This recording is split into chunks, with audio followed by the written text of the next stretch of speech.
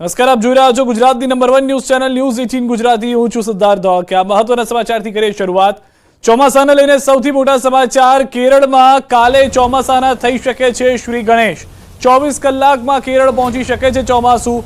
કેરળ અને પૂર્વોત્તર એક સાથે પહોંચી શકે છે ચોમાસું। કેરળથી હજુ 100 કિલોમીટર જેટલું દૂર છે ચોમાસું, પરંતુ 24 કલાકની અંદર કેરળમાં વિધિવત પ્રવેશ કરી લેશે ચોમાસું તેવી શક્યતાઓ જોવામાં આવી રહી છે। આ વખતે મહત્વની વાત એ પણ છે કે ચોમાસું જે છે તે તેની પોતાની પેટર્ન બદલી ચૂક્યું છે। એક નવી પેટર્ન સાથે ચોમાસું જોવા મળ્યું છે। સૌથી વધારે મહત્વની વાત એ પણ છે કે જ્યારે ચોમાસું 100 કિલોમીટર દૂર છે, સામે દક્ષિણથી તે એન્ટર થતું હોય છે। દક્ષિણના બદલે આ વખતે પેટર્ન બદલાઈ છે। કેરળ અને પૂર્વોત્તરમાં એક સાથે પહોંચી શકે છે ચોમાસું।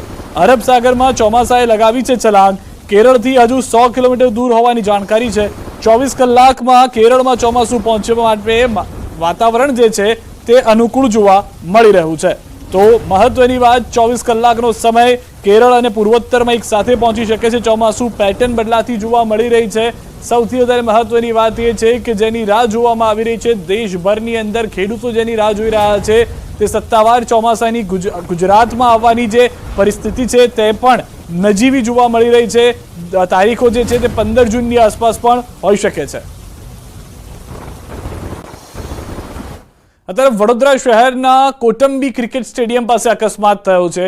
બેકાબુ પિકઅપ વાન કેનાલમાં ખાબકતા 4 લોકોના મોત થયા છે। માયનોર કેનાલમાં ખાબકી હતી બોલેરો પિકઅપ વાન। અત્યાર સુધીમાં 4 લોકોના મોતના સમાચાર, 2 બાળકોનો પણ સમાવેશ। પિકઅપ વાન ચાલકે સ્ટીયરિંગ પરથી કાબુ ગુમાવ્યો હતો। અન્ય ઇજાગ્રસ્તોને તાત્કાલિક સારવાર માટે ખસેડાયા છે। ફાયર વિભાગ અને સ્થાનિક લોકોએ કામગીરી આરંભી છે। બોલેરો પિકઅપ વાનમાં 12 લોકો હતા સવાર। અકસ્માતમાં હજુ પણ મોતનો આંકડો વધે તેવી શક્યતા જોવામાં આવી રહી છે। તો વધુ મહત્વના અને મોટા સમાચાર, વધુ એક વખત ગંભીર બેદરકારી જોવા મળી છે। સૌથી વધારે અને મહત્વની વાત એ પણ છે કે અહીંયા આગળ જે દ્રશ્યો જોવા મળી રહ્યા છે, પિકઅપ વાનની અંદર 12 લોકો સવાર હતા। કેપેસિટી કરતા વધુ એક વખત બેસાડીને લઈ જવામાં આવતા હોય તેવી પરિસ્થિતિ અહીંયા સ્પષ્ટ જોવા મળી છે। વાહન ચાલકે સ્ટીયરિંગ પરથી કાબુ ગુમાવ્યો હતો, જેના કારણે અકસ્માત થયો। ઘટના સ્થળે 12માંથી 4 લોકોના મૃત્યુના સમાચાર આવ્યા। અન્ય 2 લોકો ગંભીર રીતે ઘવાયેલા છે, જેઓના પણ સમાચાર ખરાબ આવી શકે તેવી પરિસ્થિતિ છે। હાલમાં જે જાણકારી છે, જે 4 લોકોના ઓન ધ સ્પોટ મૃત્યુ થયા, તેમાં 2 બાળકો પણ હતા। 2 માસૂમોના પણ મૃત્યુના સમાચાર મળી રહ્યા છે। સૌથી વધારે મહત્વની ને મોટી વાત, ફરી એક વખત કાયદો અને જે નિયમ છે તેનું ઉલ્લંઘન અહીંયા જોવા મળ્યું છે। જે નિયમ અને કાયદો હોવો જોઈતો હતો કે જે કેપેસિટી છે પિકઅપની, તે પિકઅપ કરતા વધુ લોકોને બેસાડવામાં આવ્યા। અકસ્માત સમયે 12 લોકો સવાર હોવાની જાણકારી મળી રહી છે।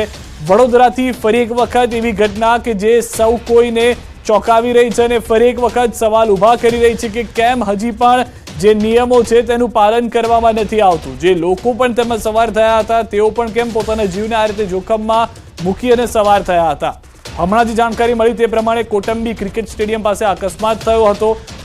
જે આસપાસમાં જ આવેલું એક તળાવ હતું, ત્યાં આગળ જઈને આ પિકઅપ વાન ખાબક્યું હોવાની જાણકારી છે। વધુ માહિતી મેળવીશું। ન્યૂઝ 18 સંવાદદાતા અમારી સાથે જોડાઈ ગયા છે હાર્દિક દીક્ષિત। હાર્દિક, જે રીતની પરિસ્થિતિ જોવા મળી છે અને જે રીતના દ્રશ્યો પણ જોવા મળ્યા છે, સૌથી વધારે મહત્વની વાત એ પણ છે કે પિકઅપ વાનમાં વધુ લોકોને પણ બેસાડવામાં આવ્યા હતા। શું જાણકારી? બિલકુલથી જો સિદ્ધાર્થ, સમગ્ર મામલે શરૂઆતથી જ જો વાત કરવામાં આવે તો આ શ્રમિકો જે છે તે મૂળ રાજસ્થાનના છે અને દાહોદથી વડોદરા તરફ તેમને આવવાનું હતું, જેથી જે બોલેરો પિકઅપ વાન હોય છે તેમાં તેમને શહેરનું જે કોટંબી ક્રિકેટ સ્ટેડિયમ છે, આ જે બોલેરો પિકઅપ વાન છે તેને અકસ્માત થયો હતો અને ઘટના સ્થળ પર જ લગભગ જે મૃતકોની વાત કરવામાં આવે તેમાં 2 બાળકો અને 2 પુરુષ જે છે તેમનો સમાવેશ થાય છે। અકસ્માતની ઘટનાની જાણ થતાની સાથે ફાયર બ્રિગેડ અને 108 એમ્બ્યુલન્સ જે છે તે ઘટના સ્થળ પર પહોંચી હતી અને ઇજાગ્રસ્ત લોકો જે છે તેમને તાત્કાલિક સારવાર અર્થે સયાજી હોસ્પિટલ ખાતે ખસેડવામાં આવ્યા છે। દ્રશ્યો તમે જોઈ રહ્યા છો કે તમામ જે ઇજાગ્રસ્ત લોકો છે હોસ્પિટલના જે તંત્ર છે તેમના દ્વારા સારવાર ઉલ્લેખનીય બાબત છે, અકસ્માતની ઘટના બની ત્યારે ઘટના જે છે તે ખૂબ પ્રકારની હતી, જેના કારણે જે સ્થાનિક લોકો અને રાહદારીઓ છે તેઓ તાત્કાલિક ધોરણે દોડી આવ્યા હતા અને તમામ લોકો જે છે તેમને રેસ્ક્યુ કરવાની પ્રક્રિયા જે છે હાથ ધરાઈ હતી અને સ્થાનિક લોકોની મદદથી જ આ જે રેસ્ક્યુ જે છે તે કરવામાં આવ્યું હતું। સિદ્ધાર્થ, અહીંયા સૌથી મોટો સવાલ એ ઉઠી રહ્યો છે કે આ બોલેરો પિકઅપ ગાડી છે કરાતી હતી, કારણ કે બોલેરો પિકઅપ ગાડીમાં મુસાફરોની જનરલી અવર જવર કરાતી નથી, કારણ કે તે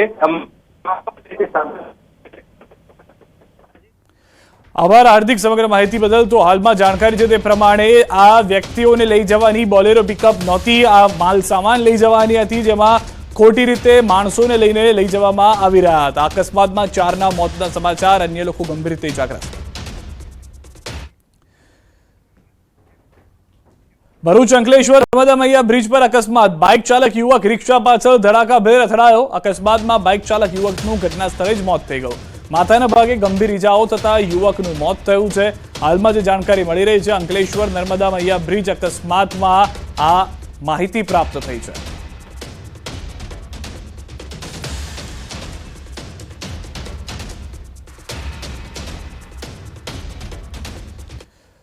અને હવે વાત અગ્નિકાંડના પાપીઓની.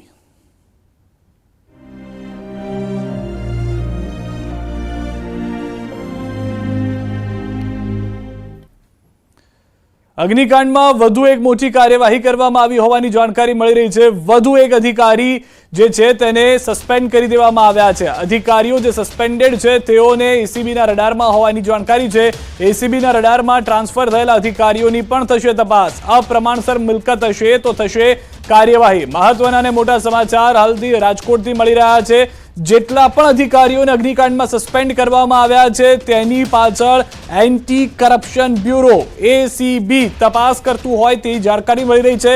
તેની સાથે સાથે જે પણ આઈએએસ આઈપીએસની ટ્રાન્સફર કરી દેવામાં આવી છે, પોલીસ કમિશનર હોય કે શહેર મ્યુનિસિપલ કમિશનર હોય, તમામ લોકોની પાછળ પણ એસીબી છે. એસીબી તેની રડારમાં તેઓને રાખી રહ્યું હોવાની જાણકારી હાલમાં મળી રહી છે. અપ્રમાણસર મિલકત મળશે તો થશે કાર્યવાહી.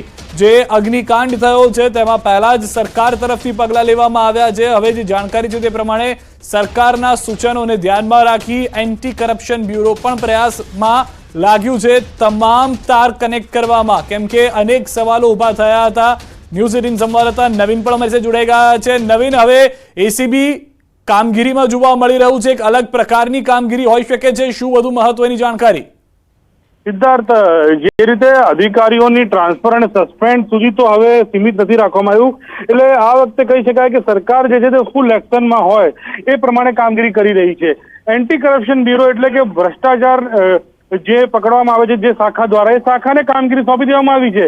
એટલે કે જે સસ્પેન્ડ થયેલા અધિકારીઓ છે અથવા જે ટ્રાન્સફર જેની થઈ છે એ તમામને બક્ષવામાં નહીં આવે અને તેમની સામે કડક કાર્યવાહીમાં સ્કેન કરી રહી છે. અત્યારે જે પણ અધિકારીઓ સામે અપ્રમાણસરની મિલકત એટલે કે તેમના પગાર કરતા તેમને વધુ મિલકત વસાવી હશે તો તેમને બધા કાર્યવાહી કરવામાં આવશે ને જેલ જવાનો વારો આવી શકે છે. એટલે કહી શકાય કે એસીબી હવે રડારમાં, આ લોકોની રડારમાં કાર્યવાહી શરૂ કરી રહી છે અને એસીબી હવે એક મોટી કાર્યવાહી કરશે, જેના કારણે આ તમામ લોકોની મુશ્કેલીમાં વધારો જોવા મળી શકે છે. સિદ્ધાર્થ, આભાર નવીન સમગ્ર માહિતી બદલ. તો આ તમામ લોકો પર કાર્યવાહી કરવામાં આવશે, મુશ્કેલીમાં વધારો થશે એ વાત સ્પષ્ટ અહીંયા જોવા મળી રહી છે.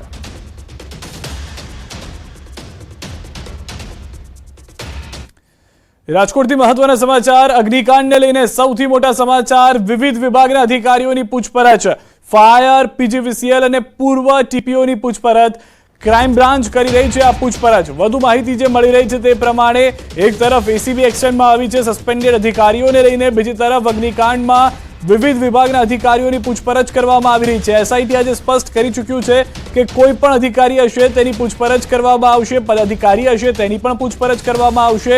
કોઈને પણ બક્ષવામાં નહીં આવે તે માટેના પ્રયાસ થઈ રહ્યા છે. ગમે તેટલો મોટો અધિકારી હોય, પૂછપરછ વગર નહીં છૂટે.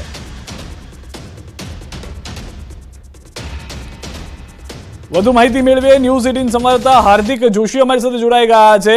હાર્દિક, જે રીતનો અગ્નિકાંડ અને ત્યારબાદની જે પ્રયાસ કરવામાં આવી રહ્યા તપાસમાં, અધિકારીઓ પણ હવે સર્વેલન્સમાં છે, તેઓની પણ પૂછપરછ કોણ કોણ છે, કેવી રીતે પૂછપરછ કરવામાં આવી રહી છે, શું મહત્વના મુદ્દાઓ? ચોક્કસથી સિદ્ધાર્થ, આજે વહેલી સવારથી જ રાજકોટ ક્રાઇમ બ્રાન્ચ ખાતે તપાસનો દોર શરૂ થયો છે, પૂછપરછનો દોર શરૂ થયો છે. સીધા જ હું આપણે ક્રાઇમ બ્રાન્ચ ખાતેના દ્રશ્યો બતાવવા માંગીશ. અત્યારે હાલમાં અહીંયા સસ્પેન્ડેડ જે પોલીસ કર્મીઓ સહિતના જે સસ્પેન્ડેડ અધિકારીઓ છે તેમની પૂછપરછ કરવામાં આવી રહી છે। આ ઉપરાંત વાત કરવામાં આવે તો જે છે રાજકોટ મહાનગરપાલિકાના ફાયર અધિકારી છે તેમને પણ પૂછપરછ માટે બોલાવવામાં આવ્યા હતા। આ ઉપરાંત PGVCLના જે એન્જિનિયર છે તેમને પણ અત્યારે પૂછપરછ માટે બોલાવવામાં આવ્યા હતા। તો બીજી તરફ જે છે ગાંધીનગરના ઉચ્ચ અધિકારીઓ પણ અહીંયા પહોંચ્યા હતા। ખાસ કરીને વાત કરવામાં આવે તો જે છે